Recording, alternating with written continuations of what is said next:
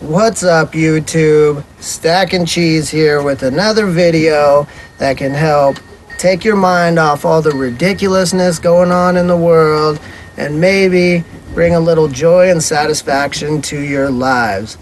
Make sure if you guys like what you see, you click that like button and you subscribe to my channel. I really appreciate it, and I enjoy seeing and reading any of the comments you guys have to say below. So, that being said, today's video is going to be about hydro dipping. Stack that cheese. Something. Stack that cheese. Mother, sister, cousin. Stack that cheese. He couldn't think of nothing. Welcome back, guys. Alright, hydro dipping. What is it? We're going to get into that right here. I'm going to talk about what hydro dipping is, how it's a cool hobby to get into. I'm going to show you how to do it, and as always throughout this, I will give a shout out to the hustlers out there, anyone who likes making extra cash, so you can see how you can make some extra cash hydro dipping. The first step when it comes to hydro dipping is you need to get all the supplies. Now, I know you can get all this on a way more massive scale if you plan on hydro dipping really big stuff and doing it for a living. Odds are, if you're going that route, you've already done your research and you know where to go. This is for the everyday person out there who either doesn't know what hydro dipping is or is just considering it as a side project or a hobby to transform everyday items into cool works of art. So, let's run over a list of supplies you are going to need. You are going to want some sort of thermometer. A cheap thermometer works. That's just going to be used for testing your water temperature. Make sure you're in the right range for the hydro dip to work. You're going to want some blue masking tape. I guess it can be any color, but you're going to want some masking tape to tape off any areas you don't want painted, or we're also going to use it to mask off the edge of our print when we get to that point. You're going to want some razor blades or a really sharp knife, something that can slice your hydro print design very cleanly so it doesn't tear it or wrinkle it. You're also going to want some sort of Scotch-Brite pad or something that can rough up the surface of whatever you're trying to hydro dip and really let the dip adhere to the item. Next, you're going to want to get the hydrographic activators. This is what is going to make it possible for your print or your pattern to stick to whatever item you decide to use. These are just a few, or a couple I guess, that I like to use, and they've been really great for me in the past. Next, you're going to get paint. Whatever color you want to show through your pattern and is going to be the base of the item that you are hydro dipping. Most hydro prints are slightly transparent, so whatever base color you pick is going to be affecting how the design looks on your item. I like to use the Paint Plus primer, so it's one step less that I have to do. Otherwise, you're going to want to get a primer and a paint to make sure you get both of those in there. You are going to want to get some rubber gloves because this stuff gets messy. I promise you that. I've done it both ways, and gloves are definitely the way to go. You're going to want some sort of mask or respirator because these fumes can be really toxic and you don't want to mess around with that. Aside with this, you want to do all your dipping in a well-ventilated area. Like I said, they're very toxic. You don't want to play around with that stuff. Just be safe. Move over here. Next, you're going to want to get your hydrographic patterns. You're probably not going to be able to see it on there, but you'll see it a little closer when we go to cut it up. These are just different patterns and designs that they make that you can transform your items into cool works of art. And trust me, they make a pattern, a design, a picture, or a color for anything you can imagine out there. If you can think it, there's most likely a pattern for it. Next, you're going to want to get some sort of tub or dip tank appropriate to the size of item that you're going to be dipping. You can get bigger tanks like this if you're going to do bigger projects. In today's video, we're going to be dipping a knife, so we don't need something very big at all. This is going to be more than enough for what we need. And like I said, if you plan on doing this on a more massive scale, you can get giant tables, tanks, you can get activators by the gallon. Anything you can imagine, you can get it in a much larger scale than this. But everything right here can be purchased off something as simple as Amazon for the everyday dipper. And last but not least, a very good clear coat. You don't need a clear coat, but it is going to help whatever image you put on your item last way longer. And I've had great luck with this Spray Max 2K. It's an activation clear coat and it is durable. Trust me. Alright, now that we've ran over what you need to get started on hydro dipping, I'll give you a little background into what hydro dipping is for those of you who don't know what hydro dipping is. Hydro dipping is essentially a pattern, a color, a picture or design sandwiched between two pieces of clear cellophane, basically, that with water and the film activators will dissolve the cellophanes and leave the image sitting on the water for you to dip whatever you are going to dip in that pattern to lay on it. For example, you can take a regular AR black rifle like this and transform it into something like this. Everything on this rifle was black when I started, and that is what it looks like now.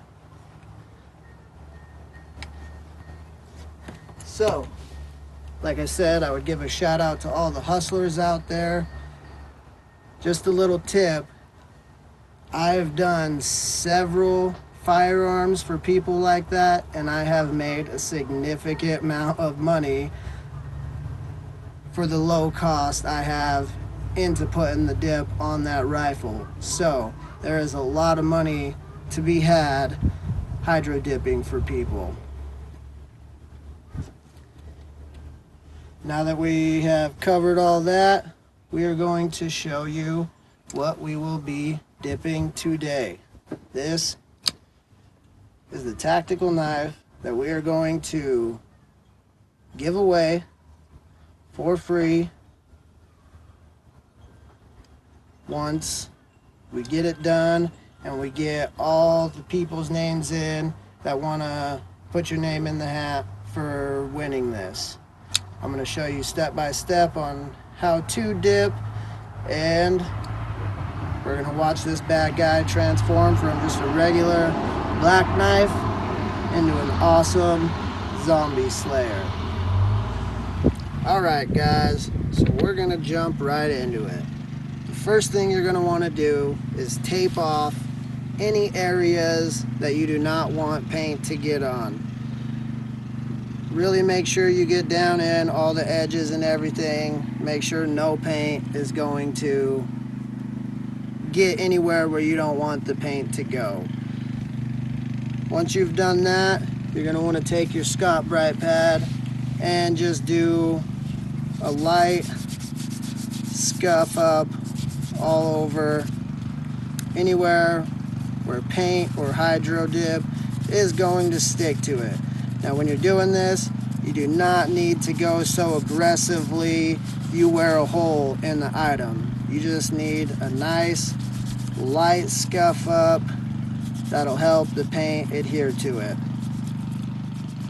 I want to point out that if you're doing this to an already used item, particularly firearms, you're going to want to make sure you really clean and degrease that before you do it. But this is a brand new knife, never been used, nothing, so we don't have to worry about any of that, so I'm not going to do that step. But just make sure if you're using a really dirty old item, you really want to clean it up, degrease it, get any contaminant that's going to make the paint not stick as well off of that item. Alright, once you got a decent little scuff up on there, you are going to want to paint. Now, if I was doing a much bigger item, I would be hanging this item and painting it so it can hang and dry. Since this is just a knife, I can do it simply by holding it, and I got a nice styrofoam block that I let my knives dry in. So, here we go. When you're painting, guys, you really want to make sure you hit it from every angle you can possibly think of. You don't want to just go straight on one angle, because you will see those mistakes when you're done painting, and you don't want that.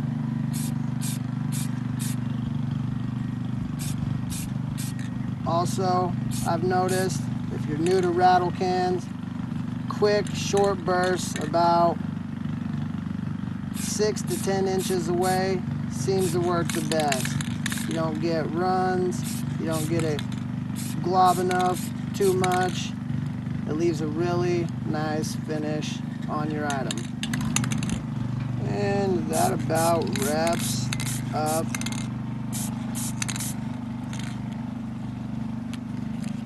the base coat, guys.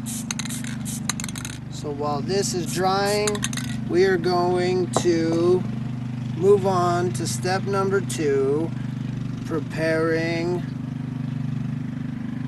your film and getting the water temperature just right. Alright guys, we're going to move on to step number 2. I want to excuse the background noise again. It's just been beautiful days, everybody's outside, but we're going to deal with it. Alright, for the second step, you're going to want to prep your print and get it ready for dipping. To save you guys some boring footage, I already went ahead and filled up the water tank. All you're going to want to do for that is just use your thermometer as the water is coming out of the faucet, and make sure you're in between the ranges of 84 to 88 degrees. That's what I found works best. But you're always going to want to check the back of your hydrographic activator. That will give you the exact range that is best for your activator and your film. We're going to try and work around this breeze. It keeps coming periodically, so alright, what you're going to want to do is have a nice flat cutting surface to be able to roll your pattern out onto. We've already gone ahead and rolled this first piece out. All you're going to want to do, roll your pattern out, lay your item on there, and make sure you have enough pattern to cover the surface area that you are going to dip. Now there's a couple different dip techniques you can use, and that'll depend on what size of pattern you cut. I'm gonna focus on the easier of the two, just the straight down dip for all the beginners. We'll do another video on doing a roll technique in the future, but for now we're gonna do two separate dips, one on each side of the knife. So once you get your image cut to the size you want, you are going to want to tape off all the edges. Now when you do this, you don't want to completely put the tape on the entire image. You just need enough of the image underneath the tape that it is going to protect our picture from expanding or blowing out as we put it in the water. So you're going to do this around all four sides and make sure there is no gaps in your tape job that will allow the image to escape.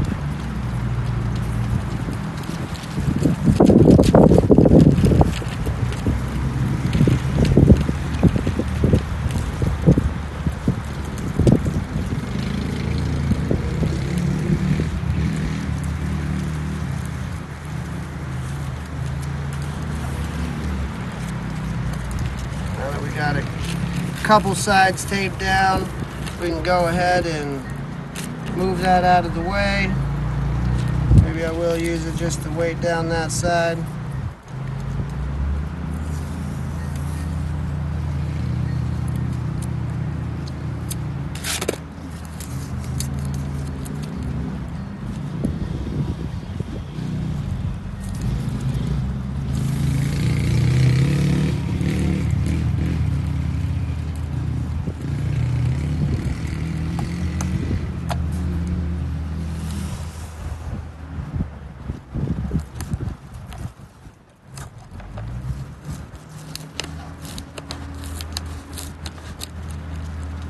Stretch that back out, make sure I have a nice flat pattern, no crinkles.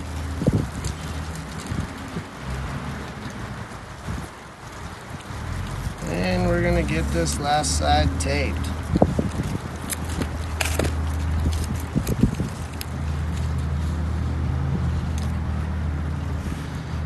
So once you have your tape job, guys, you're gonna wanna just double check and lay your item back in there and make sure you have more than enough dip pattern around the edges to hit the whole surface area that you want to do. And just to show you guys, since we're gonna have to do two sides, I'll show you how I did that real quick. All I did was roll my pattern out, make sure I like to use more than enough pattern than I'm going to need, just to make sure I don't have to be as precise while I'm dipping it. Once you have it laid down on there, it's as simple as using your razor blade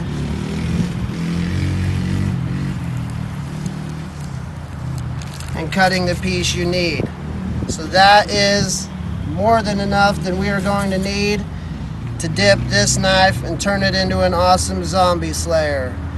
Alright, we're gonna move on to the next step, and that is placing the film in the water and dipping.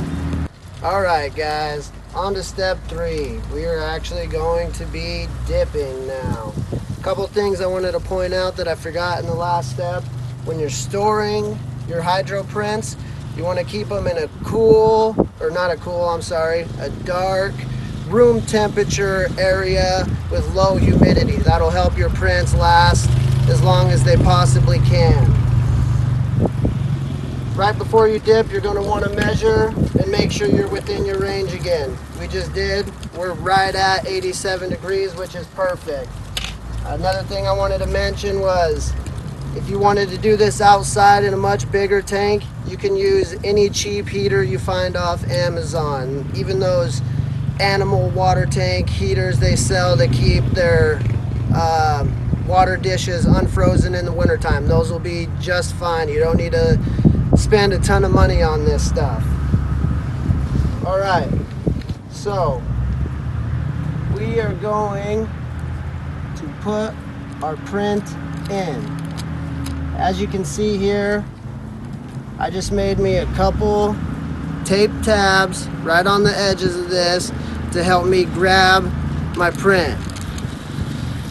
I'm gonna let this wind die down a little bit so it doesn't mess me up, because as you're laying this on the water, you want to try and do it in a fashion that allows the least amount of wrinkles or air bubbles to be trapped underneath there. Let this wind cooperate with us just a little.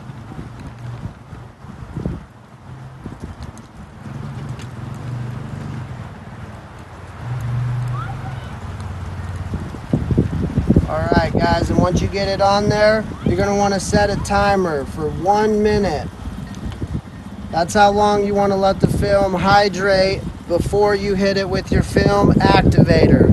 That'll get it nice and soaked up, and if you start to see any air bubbles, you can go ahead and just kind of poke those out and move them towards the edge or in a direction that you're not going to hit your item with.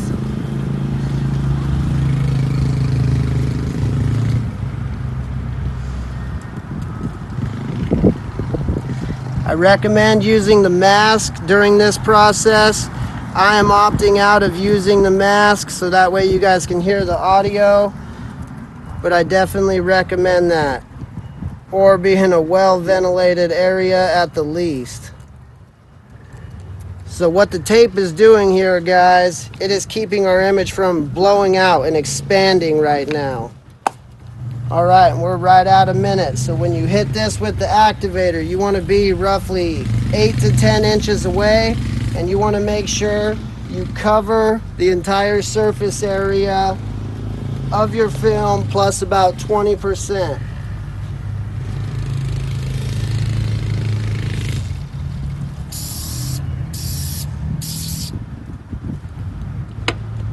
You want to have your item close at hand and ready to dip.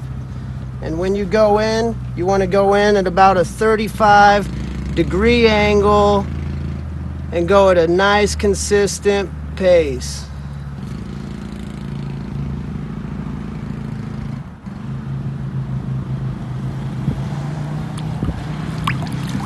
Once you get it in there, clean it up, shake it around a little bit. And just like that, guys, you have a nice solid hit. We're gonna move on to rinsing this. I'm gonna move inside for that, and I'll explain what you're gonna be looking for while you're trying to rinse this. All right, guys, we're back. I just got done rinsing this. I just wanted to let you guys know, all you have to do to rinse it is use any sort of spray nozzle, shower head, the little spray deals in the sink. Any sort of spray nozzle effect you can recreate with lukewarm water. You're going to hold your dipped item about 6 to 10 inches away from the nozzle as you're spraying, and you're going to want to rinse the slimy appearance off the surface area. That's all you're doing. You'll notice after you dip it has a real slimy look, and you're just rinsing that off. So we're going to go ahead and dip this other side. I did want to point out the speed at which you dip your item in will affect how far the pattern wraps up around the sides of your item. So we went pretty slow on that first one to wrap up around the sides. This one we're going to go a little bit faster just to get the side that we want dipped. You're always going to want to double check, make sure you're back in that, your water's still in the range that you want. And we're going to go ahead and dip this other side. So just like before. By the way, guys, we went ahead and moved inside. The weather went south in a hurry, so it was just too crazy to continue to do it out there. So, like I said, the way I found works best on laying your print patterns in are trying to get it to lay from inside to the outside, and that usually lays nice and good with no air bubbles in there.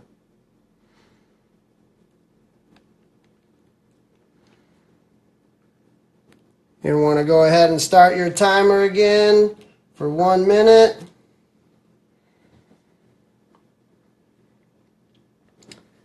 Alright guys, we are just about done with this. After we dip this other side, the only step there is to do left is let it dry for a little bit and hit it with the clear coat. And like I said before, the clear coat isn't even an absolute necessity. It's mainly just to help the durability of your pattern if you're going to be using it a lot. So, I may show that on camera, I may not. We'll decide that. It's kind of boring. It's just like spray painting except with clear coat. And you hit it with 2 coats, 3 coats instead of 1. However durable you want. So we'll decide if we want to show that on camera or not. Alright guys, it looks like we're at our minute. Looks like we got no air bubbles in there. That was nice. So once again, you're going to want to hold this about 8 to 10 inches away from your pattern as you spray, making sure you cover the whole area of your pattern plus an extra 15-20%.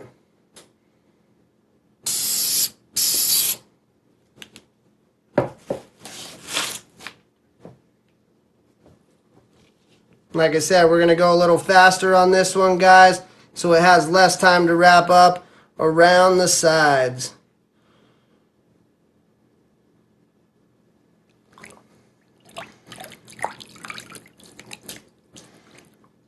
Shake off all the extra gunk in there, and I would almost bet we got a super clean hit.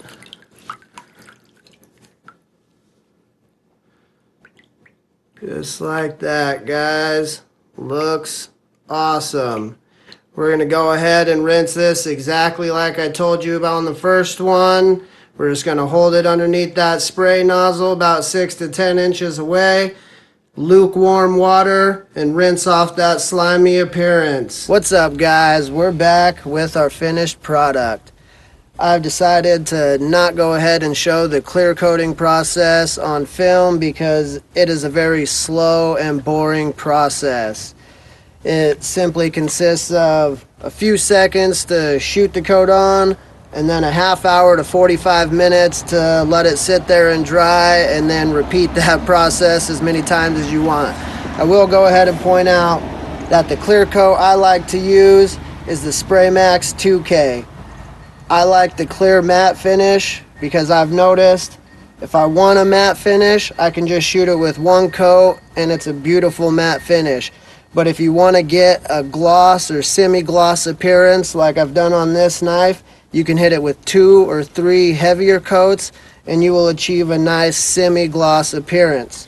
For this activated clear coat, all you'll do is take the plunger out of the top, punch the bottom of the can, and shake for a couple minutes to get it all mixed around, and you're ready to go. You're going to do that exactly like I showed you how to paint. Hold it about 8 to 10 inches away, making sure you do nice short bursts and get in every angle and crevice that you can think of. Now that we've got that out of the way, I'll go ahead and bring this up to the camera to show you the finished product.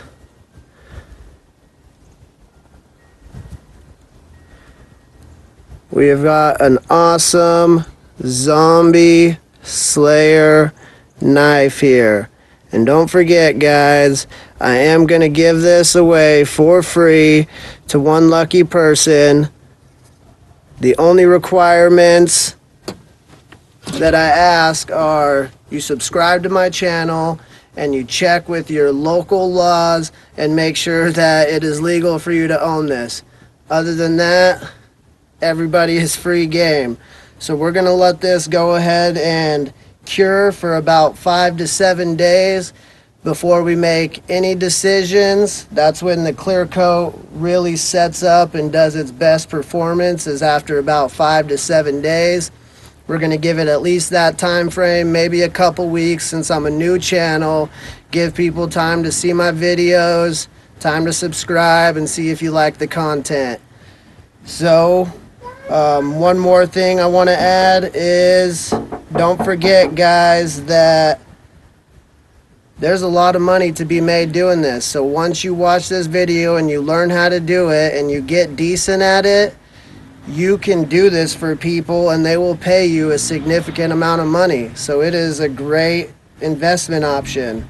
And I hope this video succeeded in putting a smile on your face and giving you a new hobby to enjoy during these crazy times. And that'll wrap it up right there, guys. Go ahead and check out all my other videos. And until next time, keep stacking that cheese. Stack that cheese. Something, something, something. Stack that cheese. Mother, sister, cousin. Stack that cheese. He couldn't think of nothing. Stack